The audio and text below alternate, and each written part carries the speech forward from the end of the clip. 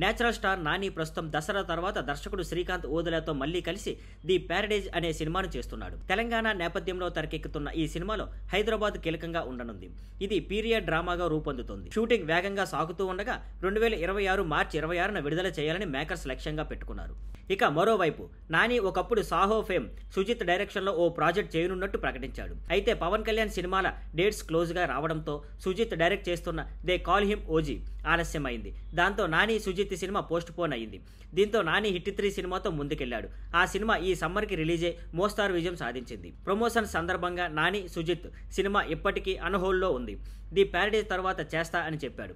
అయితే ఇప్పుడు నాని తన తర్వాతి సినిమాను హాయ్ నాన్న ఫేమ్ డైరెక్టర్ శౌర్యతో చేయనున్నారు. 2023లో విడుదలైన ఈ సినిమా మంచి రివ్యూలతో పాటు కమర్షియల్ గా కూడా హిట్ అయింది. ది ప్యారడైజ్ సినిమా టీజర్ చూస్తే బాగా ఇంటెన్సిటీగా ఉంటుంది. హార్ష్ లాంగ్వేజ్, యాక్షన్ ఎక్కువగా ఉంటాయనిపిస్తోంది. అందుకే ఆ సినిమాకు ఫాలోఅప్ గా మళ్ళీ ఒక సాఫ్ట్ ఎమోషనల్ ప్రేమ కథ వైపు నాని వెళ్లనున్నట్టు తెలుస్తోంది. ఇది హాయ్ నాన్న తరహాలోనే ఉండొచ్చని సమాచారం. ఇలా నాని చేస్తున్న డెసిషన్స్ చూస్తే వరుసగా ఒకే జానర్ కి పడిపోకుండా బ్యాలెన్స్ చేయాలని ప్రయత్నం చేస్తున్నాడు.